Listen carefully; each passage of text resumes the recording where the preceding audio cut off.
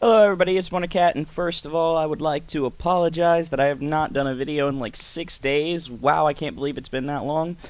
I had a little bit of things that I was preparing for in real life. I actually went to an anime convention and dressed up as Deadpool, did some crazy stuff. Of course, I've had therapy scheduled and blah blah blah blah blah. Um, so yeah, among that and some other things with S4 League and real life in general, like my brothers showing up, which was a huge thing. They showed up over to my house and spent a couple weeks or whatever over here. Um, so yeah, that was definitely making things chaotic. I had some big complications that prevented me from having the time to do videos. That aside, my brothers are gone. I don't have an appointment tomorrow because I have to cancel it. My grandmother had some problem with her car, and everything else aside, I'm pretty free. So, I went ahead and watched some Watamote last night, finished up the series, and let's just say it finished as it intended to start. The whole concept of the anime remained the same, that this character is going to remain a miserable otaku pretty much throughout. In a sense, that had its own comedic value and its own emotional value as well, if that's a situation that you can relate to. And the whole relatability aspect of the series does remain pretty strong. So if it's something that seems like it'll appeal to you, it will appeal to you. If it seems like it probably won't, I mean, you could give it a go, but after the first episode, if you don't have it, and I normally wouldn't say this, normally I'm one of those types of people with anime that say, look, you can't judge an anime on the first episode, you need to go through 2 or 3. In this case, you'll know by the end of the first episode if this is the kind of series that you'll like.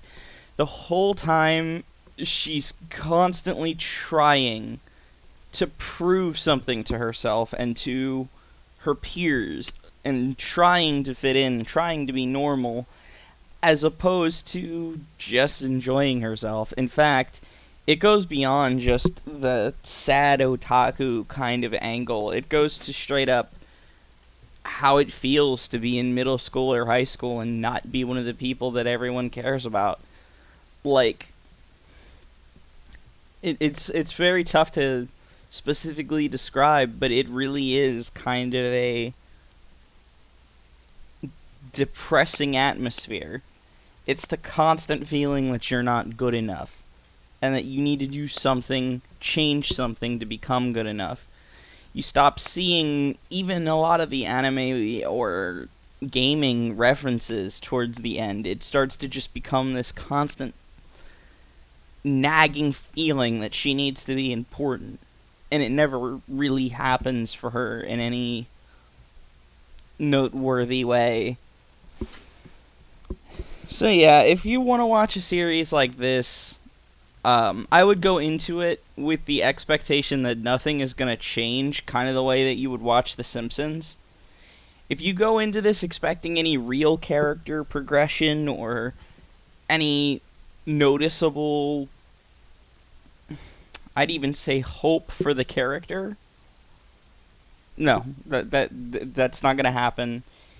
In fact, the anime itself pretty much states that that's pointless. So at this point, I feel like if you've watched my other 2 videos, you know what you're going to think of this series.